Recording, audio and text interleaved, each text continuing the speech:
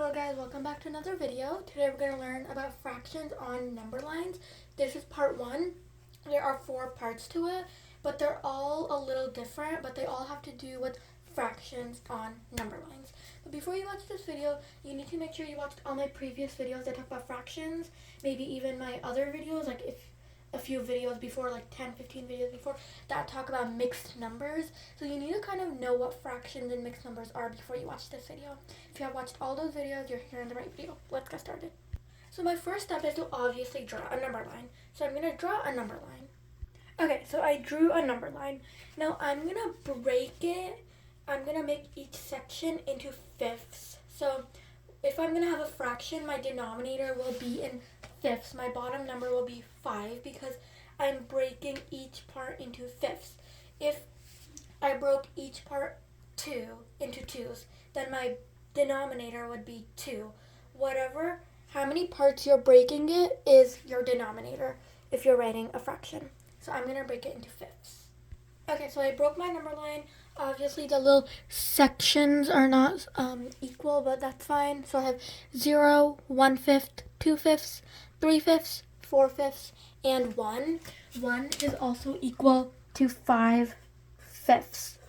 If your denominator and your numerator are both the same numbers, like 7/7, 14/14, -21/21, it all equals 1.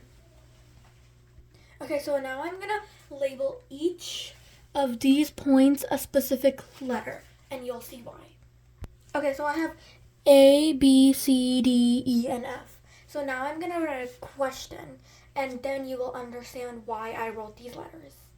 Okay, so the question is asking, what letter is 2/5 and 4/5 at?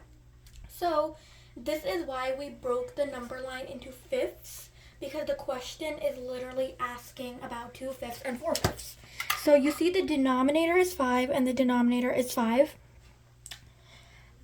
That's why we split the number line into 5 parts. Well, including the 0, 6, but 5 parts because the denominator is 5. So first we need to comprehend the question. So they're asking what letter is 2/5. I'm going to highlight that. That's important information. 2/5 and 4/5 at. I'm going to underline letter. Sorry guys, my little thing that I record on kind of fell. So let's get back. So they're asking for what letter. That's also important information. So I'm going to underline that. Letter are these A, B, C, D, E, and F. So when we split into fifths and wrote the fractions, that already made our lives and answering the question really easily. So it's saying 2/5. We just need to find 2/5.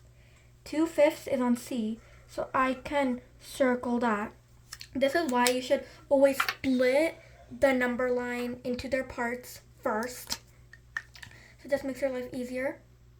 And then 4/5 is at E. So now I have C and E. Now I need to answer the question in a complete sentence. Okay, so I wrote 2/5 is located at C and 4/5 is located at E. Now this and this are both my answers. So I'm just gonna box that. That is my answer. If it's asking for a question, you need to make sure you're answering that in a complete sentence. And I'll see you in the next video.